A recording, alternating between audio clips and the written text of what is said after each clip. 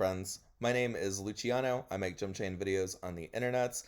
For those of you who don't know, a Jumpchain is a saga of interconnected choose-your-own adventures wherein a jumper, which is the player character, goes from setting to setting collecting perks, items, making memories, making friends, overcoming challenges, and getting stronger before going to another setting, doing this process over and over again until their chain comes to an end through a failure or until they complete an end jump scenario and spark. In today's video, I am going to talk about my basic formulation for how a jump goes using my 3-phase idea. I have talked about this before, but in my head, the easiest way to structure a jump, an individual jump in your head, is to think of it in 3 phases. The first phase is the build phase, wherein someone uses a jump document. We are on one of my jump documents right now, the Camp Rock jump documents. They go through it, they read through it, they select the things that they want to buy from an origin to their perks to their items. They select whether or not they want to import any companions, which is a process by which they pay some points and their companions get their own budgets and get to pick their own origins and all that stuff. And they select whether or not they want to tackle any drawbacks or in some cases any scenarios. And then they enter the active phase. In the active phase, they are actually in the setting. So in this particular setting, they would be arriving at Camp Rock or somewhere else depending on their origin. And they spend the allotted amount of time, which is going to differ from jump to jump, even though it's usually a decade, in the setting before going to the end phase. The end phase is when they get to pick from the options that are at the bottom of most jump documents. They get to choose whether or not they want to end their chain and stay in that setting, making it their new home, whether or not they want to return home with all of the stuff they've acquired over the course of their chain, or whether or not they want to continue their chain. Most jumpers are going to choose to continue their chain 99.999% of the time. Now, there will be exceptions to that will matter, but that will be up to you and your jumper and your benefactor. So let's talk about the build phase. So the build phase is going to be the part that takes the most time for you, the actual real human doing a jump chain.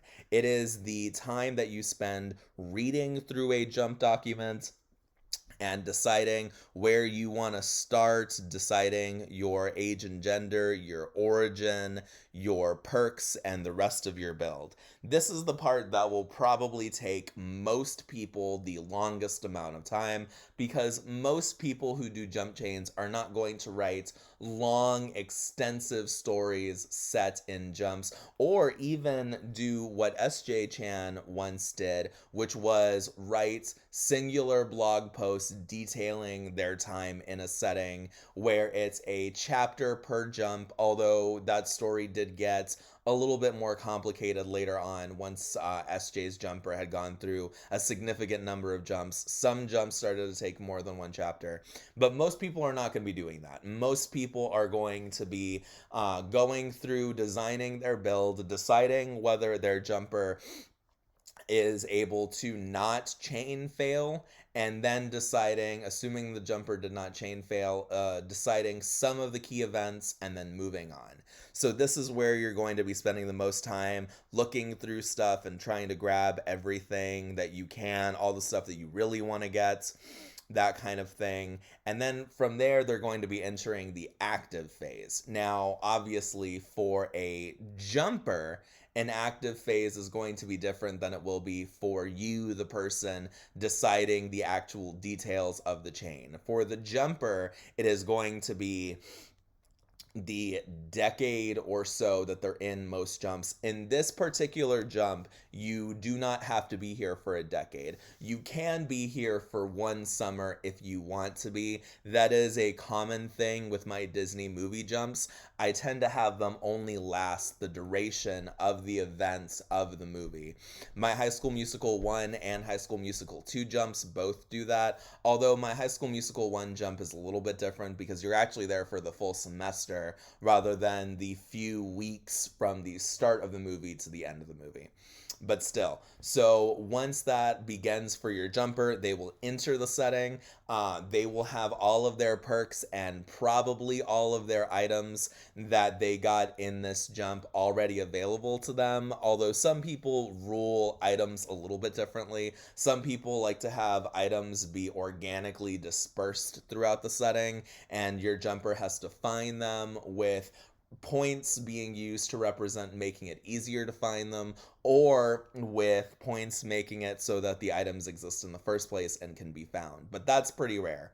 But I have seen some people do that just to make things feel a little bit more organic and a little bit less game-like, even though the basic conceit of a jump chain is that it is effectively an eldritch reality TV show for a omnipotent being who wants to watch someone go on adventures, that kind of thing. Once the active phase starts, the drawbacks take effect, and your jumper is in the setting doing the stuff. Obviously, some things are important to keep in mind. A jumper does not have to abide by the narrative of the setting if they don't want to. If a jumper wants to enter a setting and then wants to just sort of fuck off and go to a completely different part of the world that is not where the story takes place, there is absolutely no reason they can't do that unless your benefactor has some sort of rules that force them to watch the storyline and be involved in the storyline, or there is some sort of drawback that is forcing them to do that. So just keep that in mind. There are many different fire and forget settings where it would be a lot more fun for the jumper to enter the setting, automatically get their stuff, and then peace out. Twilight, which was a setting that I was originally planning on making a video today about, is a setting of it that is a great example of that, where the world is a lot more interesting than Forks. So you can enter the setting, have all of your stuff, and then you can just immediately go somewhere else where more interesting things are happening, or you can go somewhere else and be more interesting than the main storyline. But that said, a lot of jumpers who pick and choose what settings they go to will probably go to settings where they are familiar with the story and will want to be involved with the story. So they will often do that. They will often pick a setting like, oh, Harry Potter, where you know what's going to happen and you know what you can do to make the story more efficient, or to make the story have a happier or less happy ending, depending on your jumper's alignment. So oftentimes, at least assuming the jumper picks and chooses their own jumps, which isn't always the case, they will be able to pick settings where they know the story like the back of their hands. That's part of the reason why there are many drawbacks that take away meta knowledge, so that way your jumper can't do that. But if you like rewarding your jumpers being nerds or being geeks and being familiar with stories, then that's a fun way to do it. Once they are in the active phase and all the drawbacks are affecting the world and stuff like that, they have to survive for either the allotted time, which again will probably be a decade, although it may not be. There's plenty of jumps where it's less or more than that. I don't think any of my jumps have ever had a default period that is longer than a decade, but many of my jumps have default periods that are shorter than decades. Or alternatively, they may have to complete a scenario to be able to leave, or even participate in the plot to the plot's end in order for things to open up and for them to be able to leave. There's many drawbacks that make it so that you can leave early, or drawbacks that make it so that the time that you're in the jump doesn't matter, but what matters is that the events of the plot play out somehow. So you can interfere with the plot, you can speed things along, but if you stop the plot from happening cold turkey, if you do something like ice all of the protagonists or whatever and stop the events of the plot from playing out, then you're stuck in that jump forever. So definitely keep that in mind. There are ways that you can change how long a jump should take. And also, you are the true benefactor of your chain. So you can decide that, oh, a decade is too long, and in some settings, a decade is absolutely too long. Chronicle is a story that takes place over the course of a couple of months. And over the course of the story, the protagonists get stronger and stronger using their abilities.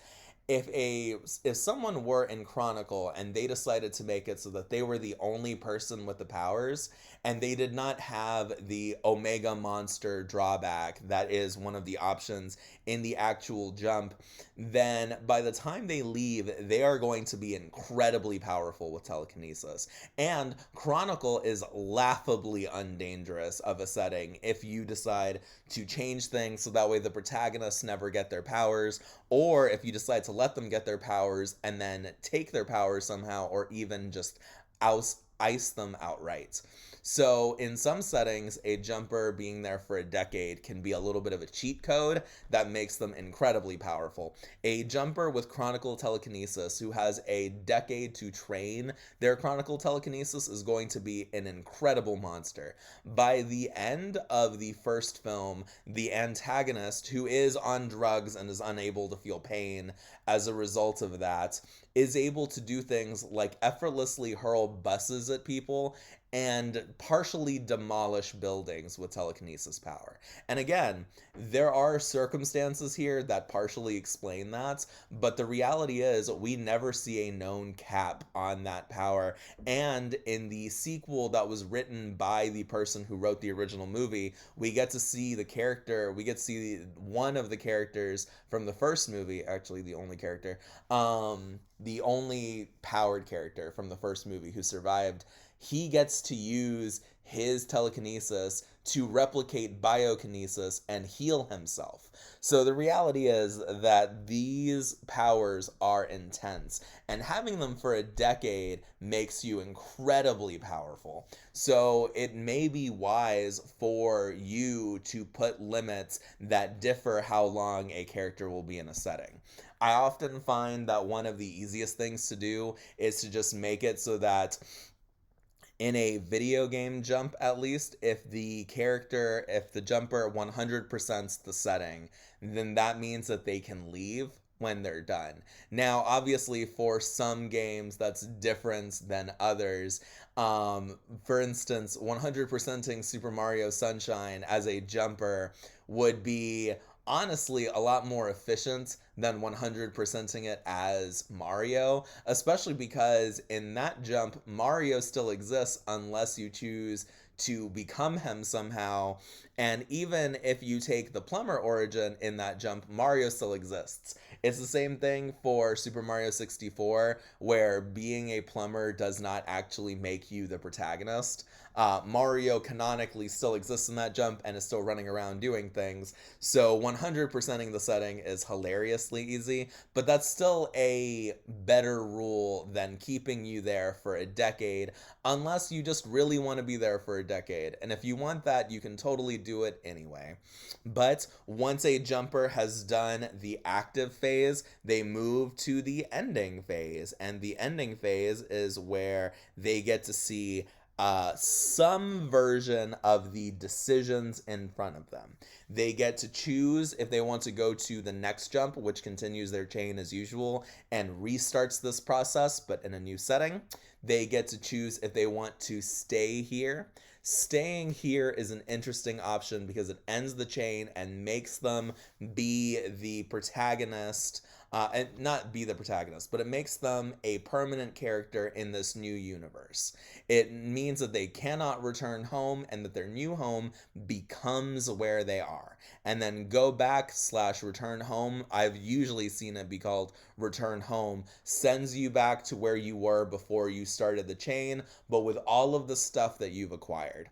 Also, if you chain fail, most of the time I see people say that if you chain fail, you just return home with all of your stuff. So all of the stuff that you bought, aside from in some cases the things you bought in the jump that you failed in, you get to keep all of that and you return to your native reality. That is interesting for a number of reasons. It's very funny. There are perks that modify some of these options. Generic Explorer has a perk that allows you to extend your stay in a single jump indefinitely once you have hit the 10-year mark and you can leave normally. And when you want to leave, you can, but it makes it so that you can stay in a setting for as long as you want and then continue your chain as normal when you feel like leaving, provided you have been there for the amount of time you were supposed to be there, or provided you otherwise fulfill the conditions needed to leave, which is very interesting. I really like that. I think that it's something that more people should have and should think about doing, because a decade in a setting is in some cases a very long amount of time, but in a lot of settings, especially in a lot of settings jumpers like to go to, a decade really isn't that long. There are some films where the entire film takes longer than a decade. But yeah, that has been my video talking about the different phases of a jump. And I hope you enjoy it. I have been trying to film a bunch of different videos today, and this is the first one that I feel pretty satisfied with. So I'm going to go ahead and end it here. I will put a link to this jump in the video description if anyone wants to see it. It is my Camp Rock jump. I really like the Camp Rock movie. I was very excited to make a jump for it. I have plans to make a Camp Rock 2 movie jump eventually. I just haven't done that quite yet. I hope that you all have a wonderful day, and I can't wait to talk to you again in the future.